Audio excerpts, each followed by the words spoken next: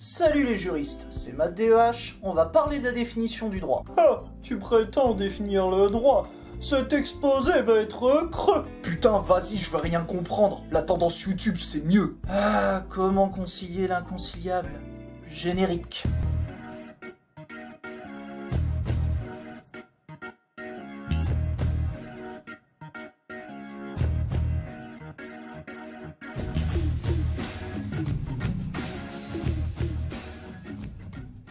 Bon, pour commencer, cher juriste, il y a deux droits. Du coup, il y a le droit objectif et le droit subjectif. Hein? Précise ton propos, idiot. J'y viens, commencez pas à me casser les couilles, putain! Fermez vos putains.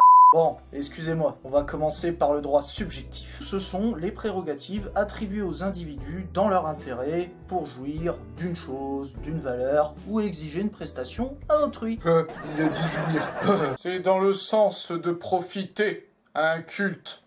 Quant au droit objectif, c'est l'ensemble des règles pour organiser la conduite de l'homme en société. Et bien sûr, le droit objectif et le droit subjectif sont liés, sinon c'est pas amusant. Sans déconner. Et oui, le droit objectif reconnaît et sanctionne le droit subjectif. Bon voilà, allez, c'est tout pour moi, salut, allez, bye bye. Mais attends, pour parler de droit, il faut parler aussi de la règle de droit. Cette règle générale abstraite obligatoire de conduite des rapports sociaux sanctionnés par l'autorité publique. Merci Jean-Mi, je croyais que tu n'avais qu'un balai dans le cul. Je suis plus profond que tu ne le penses. J'ai pas compris, sauf la définition de jouir. Bon ok, on va arrêter les blagues de merde là maintenant. Du coup, on va voir les caractères, le rôle et les fondements de la règle de droit. A few moments later. Ah, on me dit dans l'oreillette que je ne dois parler que des caractères de la règle de droit. Attends, tu n'as pas d'oreillette. Quel est ce fort accord? Jean-Mi, Plaît-il? ferme ta gueule. Pou pou pou. Bon, après ce plagiat, parlons du caractère général de la règle de droit. Par général, je veux dire que la loi ne s'applique pas à des situations particulières. Autrement dit, la loi est la même pour tous. Cette idée est affirmée par Portalis, rédacteur du Code civil, mais aussi par la DDHC. Le code si quoi? Tu peux compléter, Jean-Mi? J'ai la flemme. Oh, très bien, si tu insistes. Pour commencer, le code est un ensemble de dispositions normatives figurant dans un ouvrage.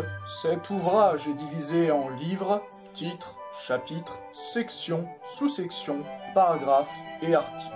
Donc, le code civil contient les lois et règlements régissant les personnes, les biens, les contrats, etc. Ok, et la DDHC? Diantre, c'est la base pourtant, je ne vais pas développer ça. Laisse, je prends le relais. La DDHC, c'est la Déclaration des droits de l'homme et du citoyen. Elle a été adoptée le 26 août 1789 par l'Assemblée constituante. Cette assemblée est composée des représentants de la noblesse, du clergé et du tiers-état. Et cette DDHC a notamment aboli les privilèges, des lois particulières. Mais si, vous savez, ces lois qui exonéraient les nobles et le clergé d'impôts. Et à cause de ça, c'était le tiers-état qui casquait à la place du clergé et de la noblesse. Ainsi, grâce à la DDHC, la loi est devenue générale et la même pour tous. Putain, c'est bon ça. Mais je veux pas avoir la même loi que Jean-Mi, c'est un gros bouffon. Je suis cultivé, nuance. C'est triste à dire, mais Jean-Kévin a raison. Ah ouais? Oui, la loi prend en compte les intérêts particuliers. Et Jean-Mi est aussi un gros bouffon. Fichtre. Bouffon. Ça se vérifie avec les lobbies qui font pression sur les députés et les sénateurs. Ici, la loi préserverait les intérêts de ces groupes de pression. Putain, c'est encore un complot des reptiliens judéo-maçonniques Illuminati. Cesse ton complotisme, il y a surtout une crise de la loi. Et à côté de ça, il y a des règles de droit particulières qui sont nécessaires pour certains contrats. Par exemple, la vente entre professionnels n'est pas soumise aux mêmes règles que celle entre consommateurs et professionnels. Pour en finir avec le caractère général de la loi, tu pourrais dire tout simplement qu'il est garanti par des critères objectifs, non? Oui, c'est vrai. Âge, sexe, profession, catégorie de personnes comme les consommateurs. Ouais, en fait, c'est bidon. Non, Jean-Kévin, certains critères sont ambigus. Putain. Notamment, il est compliqué de différencier un consommateur et un professionnel dans certains cas. Surtout quand la personne conclut un contrat en tant que consommateur et professionnel, comme l'agriculteur qui achète des tuiles pour le toit de sa ferme qui est à la fois son lieu de travail et son domicile. My life, it's potato.